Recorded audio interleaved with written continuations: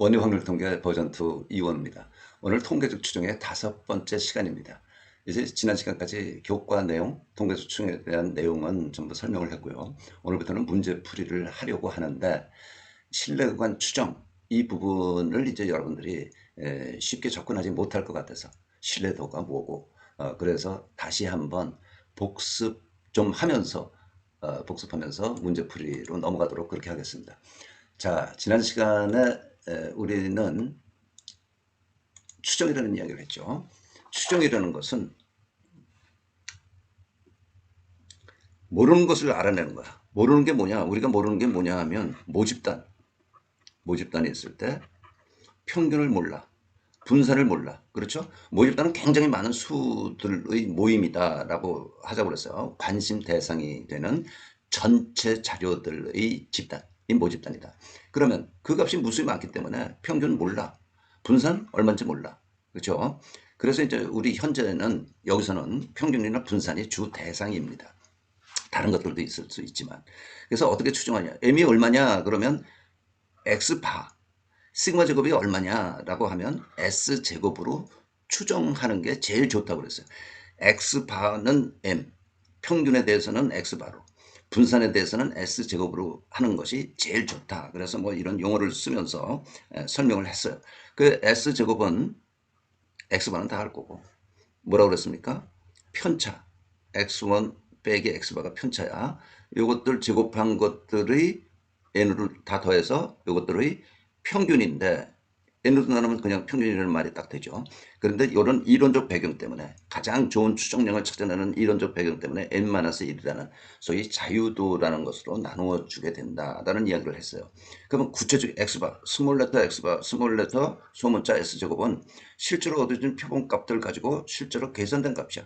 그 요값으로 뮤를 추정하겠다는 거야. 뮤가 얼마다라고 이야기하겠다는 거야. 요값으로 시그마 제곱이 얼마다라고 추정하겠다는 것이 이제 우리 기본적인 추정의 문제입니다. 그걸 뭐라고 한 값으로 추정을 하기 때문에 점 추정이라고 그랬고, 우리 이제 관심 대상은 점 추정보다는 신뢰 구간 추정이에요. m이 어느 범위에 있느냐를 추정하는 그런 문제란 말이에요. 예? 그래서 이거는 뭐 그렇게 뭐 중요하거나 여러분들이 알아둘 필요는 그렇게 없을 것 같고요. 여기 이제 따라오는 것이 신뢰관 추정하는데 따라오는 것이 신뢰도라는 것이 있습니다. 신뢰도나 신뢰 수준이라고 이야기를 하는데 어느 정도 신뢰할 수 있느냐 그 이야기야. 쉽게 말하면 어느 정도 신뢰할 수 있느냐. 100% 신뢰한다? 그러면 신뢰 구간의 폭이 어떻게 돼야 되겠어요? 굉장히 좀 커야 되겠죠. 그렇죠? 커야 돼. 예. 신뢰 수준의 구간이 좀 작다면, 좁다면, 그거를 믿을 신뢰도는 그만큼 낮아지겠죠. 그죠? 예, 그 정도 개념 가지고, 어, 표본 크기까지 관계가 되는데, 그건 조금 또 나중에 설명을 하기로 하고요. 그래서 평균에 대한 가장 좋은 추정량이 표본 평균 X바이기 때문에 X바의 분포를 이용해보자. 이용할 수밖에 없다. 그러면 X바라는 거는 표본 평균은 중심극한 정리라는 것을 통해서 우리 모집단의 평균의 M이야. 분산은 시그마 제곱이고 모집단의 평균을 평균으로 하고 M을 평균으로 하고 분산은 N분의 시그마 제곱 모집단의 분산을 N으로 나눈 분산값을 갖는다. 분산을 갖게 된다라는 이야기를 했고요. 그렇죠? 이건 뭐 여지껏 이야기한 것들의 종합판이야 사실은. 그래서 이걸 표준화시키려면 X바를 표준화시킨다는 것은 X바의 표준편차, 미안합니다. 평균을 빼고 X바의 표준편차, 즉 분산의 루트 씌운 거, 루트 n분의 시그마로 이거 잊어버리면 안 됩니다. 잊어버리면 안 돼요. 여기서부터 나온 거니까. 여기서부터 나온 거니까. 표준화 정규 분포가 된다라는 이야기를 했고 이 표준화 정규 분포 하는 것을 가지고 우리가 평균 M에 대한 모집단의 평균 M에 대한 신뢰구간을 추정하게 된다라고 그랬어요. 자, 95% 신뢰도일 경우에 여기 알파 값이 이제 0.05가 되는 건데요. 이게 0.95라고 치자고 하자고요. 그럼 이게 뭐가 돼? 0.05를 나눈 거니까 0.025. 이쪽도 0.025가 되는 거죠. 그렇죠? 그때의 요 값은 1.96이 됩니다. 그럼 자연히 이 값은 마이너스 1.96이 되는 거예요. 응? 그러니까 x바 마이너스 m 나누기 루트 n분의 시그마 저 z G가 G죠. 표준화된 거. 예. 1.96과 마이너스 1.96 사이에 있을 확률이 뭐라는 거야? 이 그림에서 0.95라는 거죠. G는 이거야. 이게 마이너스 1.96에서 플러스 1.96 사이에 있을 확률이 0.95 아니야. 그렇죠? 이것이 이제 95% 신뢰도일 때의 신뢰 구간을 구하는 요령식입니다. 과정, 절차야. 근데 뭐라고 그랬어요? M을 가운데다가 두고 나머지를 전부 정리하면 뭐가 되느냐 하면 X가 마이너스 1.96 루트 n분의 시그마 X바 더하기 1.96 루트 n분의 시그마. 이거는 이렇게 정리된다는 거야. 0.95. 그럼 이걸 말로 하면 모집단의 평균 M이 이것보다 크고 이것보다 작을 확률은 0.95다. M이 요 사이에 있으리라고 생각되는 가능성은 믿어지는 정도는 95%다. 그 얘기 아니에요? 이게 신뢰도와 신뢰 구간 간의 관계식입니다. 관계야. 그렇죠? 이해됐습니까? 그러면 표본 이게 이제 신뢰 구간인데 n이 크면 이 값이 어떻게 돼? 작아지죠? n이 크면 이 값이 작아져. 작아져. 그러니까 신뢰 구간의 폭이 좁아지죠. n이 크면, n이 커지면.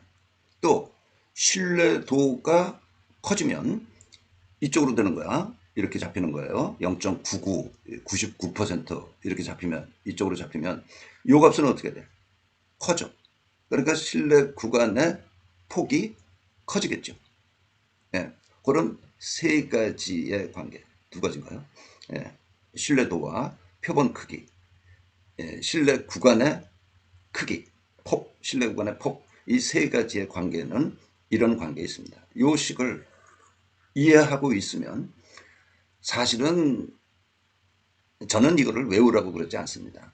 여기서부터 출발해서 아니 뭐 몇 단계 거치지 않고 이걸 알게 되니까. 근데 이 문제들을 자주 다루다 보면 자연히 외워지죠. 네? M에 대한 신뢰 구간은 95% 1.96 루트 n분의 시그마 X바 더하기 1.96 루트 n분의 시그마. 이 값은 많이 다루다 보면 자연스럽게 이제 외워지는 건데요. 그리고 그 구체적인 지금 방금 이야기했던 것들의 내용이 여기 지금 설명을 했고요. 신뢰 구간의 폭이라는 거는 이것 빼기 이거니까 2배 1.96 루트 n분의 시그마가 된다. 신뢰도가 95%입니다. 그 이야기 한 거예요. 그리고 다시 95% 신뢰도의 신뢰 구간 폭은 조금 아까 이야기했던 이거고 큰 데서 작은 거 뺀 게 신뢰 구간의 폭 아니에요. 그리고 이제 여러분들이 꼭 알고 있어야 될 필요는 없습니다. 뭐 일종의 용어고요. 신뢰 구간 폭의 반, 요거의 반, 뭐야 요거. 요건 이제 표본 오차의 한계라고 하면서 오차의 한계라고 그러면서 이제 무슨 여론조사나 이런 결과를 발표할 때 오차의 한계가 플러스 마이너스 얼마다 뭐 이런 이야기를 하는데 그것도 뭐 여러분들에게는 해당되지 않는다는 이야기는 여러분들이 신경 쓸 필요는 없겠다라는 이야기입니다. 자, 그리고 이제 우리 다시 돌아와서요. 문제풀이 시작해 보겠습니다. 모집단의 확률 변수 X의 확률 분포가 표와 같다. 1, 3, 5를 갖고 확률은 2분의 1, 8분의 1, 8분의 3이다. 확률 분포가 있다. 그러면 여기 합계가 당연히 1이 돼야 되는 거예요. 그죠? 이 모집단에서 표본 크기 3으로 표본을 임의 추출하여 구한 표본 평균을 X바라고 할 때 X바가 3일 확률을 구하라. X바가 3일 확률을 구하라. 이건 뭐 그렇게 아주 쉽지는 않습니다. n이 3이야. 그렇다는 얘기는 x1, x2, x3가 있다는 이야기지. 그렇죠? 자, 이게 표본 평균이 3일 경우라는 건 이걸 다 더해서 3으로 나눈 게 3이라는 얘기 아니야. 그렇죠? 그러면 x1 더하기 x2 더하기 x3가 합계가 얼마라는 얘기? 네? 9라는 얘기죠. 그러면 x1, x2, x3 세 개가 여기에서 이제 나온 표본들인데 9인 경우는 어떤 경우 있나를 찾아봐야 돼요. 예? 구인 경우가 어떤 때가 있을까? 1, 3, 5, 그죠? 1, 5, 3, 또 3, 1, 5, 3, 5, 1, 그죠? 5, 1, 3, 5, 3, 1, 또 3, 3, 3. 네. 요렇게, 요런 경우들. 몇 개야? 8개가 있네요. 7개가 있네요. 그렇죠? 그러면 x1이 1, x2가 3, x3가 5, 1 확률은 뭐야? 네, 이 경우는 이런 게 있는데, 네, 1, 3, 5가 나올 확률. 예? 2분의 1, 3일 확률, 8분의 1, 5일 확률, 8분의 3이죠? 그렇죠. 예. 그런데 그게 1, 5, 3일 때는 똑같아. 3, 1, 5일 때 똑같고 순서만 바뀌고 똑같단 말이야. 3, 5, 1, 8분의 1 곱하기 8분의 3 곱하기 8분의 2분의 1이니까 1일 확률. 요거 이것들이 다 똑같아. 똑같은 게 몇 개 있어? 6개. 그러니까 6 곱하기가 되는 거고. 333은 8분의 3, 8분의 3, 8분의 3이라는 거 아니야. 8분의 3에 3승. 네. 이걸 하나 잡아서 이제 각각에 대해서 확률을 구해본 거예요. 네. 그래서 이거 계산하면 64분의 9, 8분의 3에 3승 하면 512분의 1, 512로 합하면 72 더하기 1, 73, 512입니다. 자, 조금 생각하고 조금 그렇게 쉬운 거는 아닙니다. 우리가 그래서 기초가 필요하다는 건데 x1, x2, x3 여기까지 표현이 됐으니까 요거 표현이 돼야 돼요. 그러면 x1은 어떤 분포를 해? 이 분포가 똑같아. x2는 이 분포하고 똑같아. x3는 이 분포하고 똑같아. 표본은 하점자 생각하지 말고 예, x 분포를 한다라고 그랬죠. 똑같다라고 그랬죠. 그래서 뭐 IID라는 용어를 쓰기도 하고 그랬는데 예, 독립적이고 표본이니까 독립적이고 똑같이 이 모집단의 분포를 한다 이거야. 예? 그럼 거기서부터 그로부터 예, 구가 되는 경우를 생각해야 되니까 예, 구가 되는 경우를 생각해야 되니까 어떻게 보면 구가 될 건가?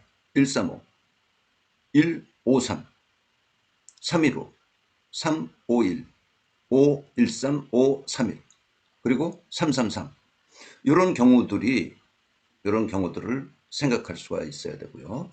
135라는 건 뭐야? x1이 1이고 2분의 1, x2는 3이고 x3는 5일 경우 아니야. 그래서 2분의 1, 8분의 1, 8분의 3인데 예, 여기서 아까 설명한 바와 마찬가지로 뭐 이건 다 똑같은 게 이제 6개 있으니까 6 곱한 것뿐이에요. 단순하면서도 확실하게 개념을 가지고 있는지를 묻는 문제입니다. 어렵지 않습니까? 괜찮습니까? 예. 두 번째 문제. 1, 2, 3, 4, 5의 숫자가 하나씩 적힌 5개의 공이 들어있는 주머니에서 3개의 공을 다음과 같이 임의 추출할 때 그 경우의 수를 구하라. 그러니까 임의 추출하는 방법이 다른 거지. 한 개씩 복원 추출, 한 개씩 복원 추출.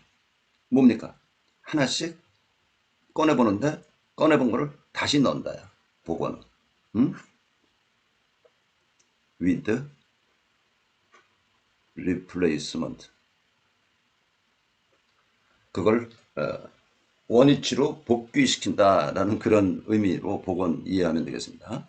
하나 꺼내서 다시 넣고 두 번째 꺼내서 다시 넣고 이런 데는 이야기예요. 그러면 세 개의 공을 꺼내는데 복원 추출할 경우에 뭡니까? 첫 번째 꺼내려고 할 때 다섯 가지가 나올 수 있고 두 번째 꺼내려고 할 때 다섯 가지가 나올 수 있어. 도로 집어넣었으니까 다섯 가지가 나올 수 있어. 그렇죠? 그래서 5의 30은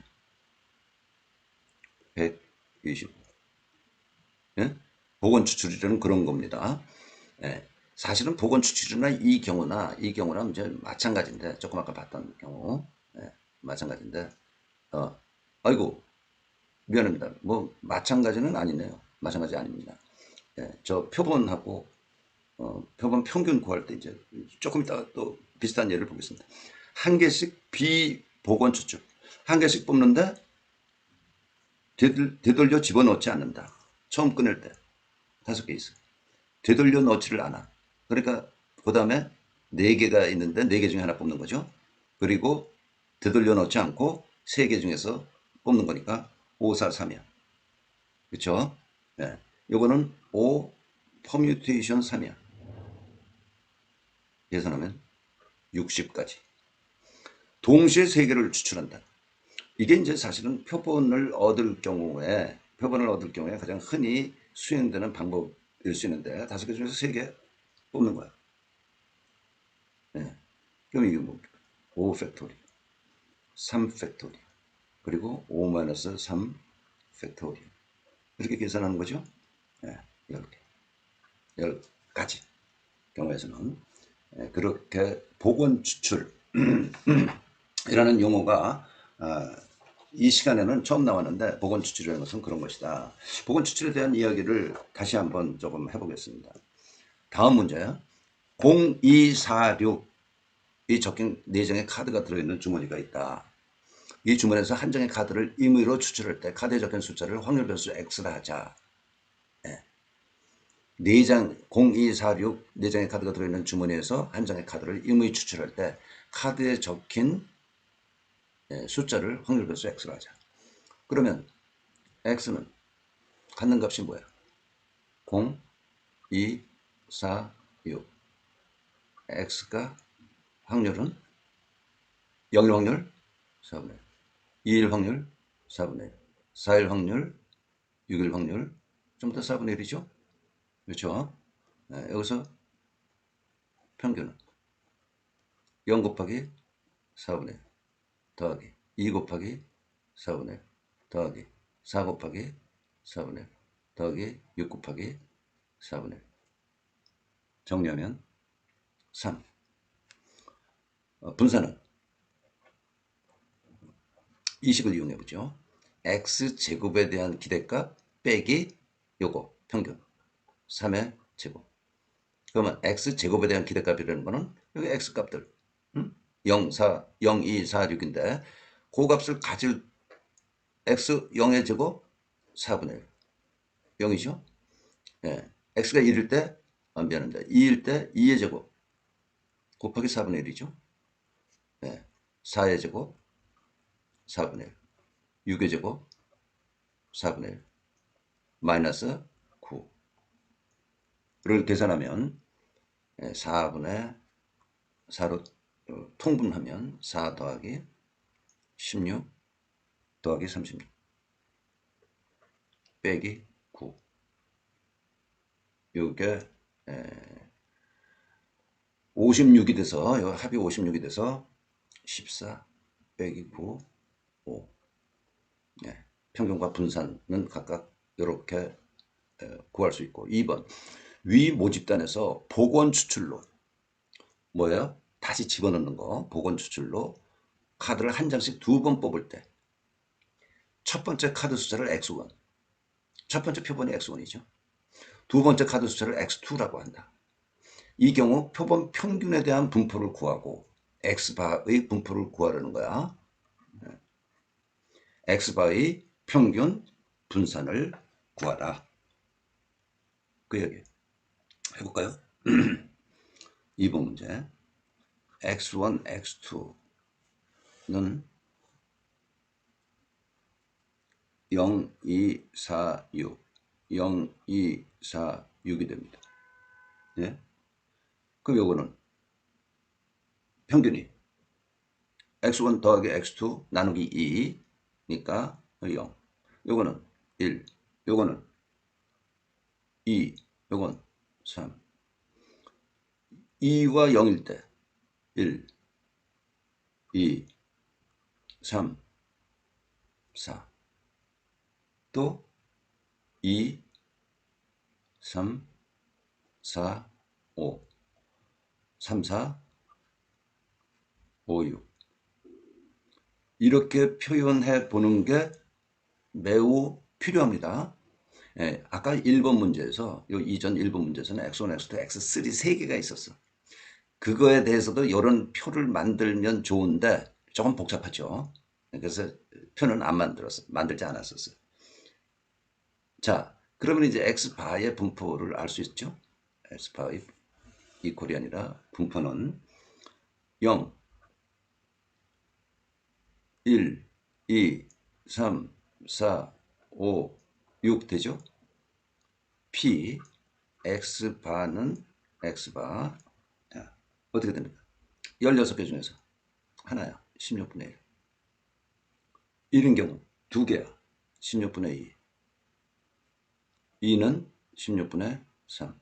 3은 16분의 4. 그 다음에 4는 3개 있으니까 16분의 3. 16분의 2.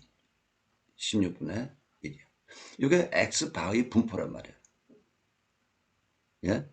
이런 분포, 이런 단순한 분포에서 얻어진 표본 평균, 단 2개밖에 안 되는 표본 크기가 2인 표본 평균의 분포가 이렇게 어떻게 됐어요? 퍼지면서 x바가 3일 때를 중심으로 대칭이죠.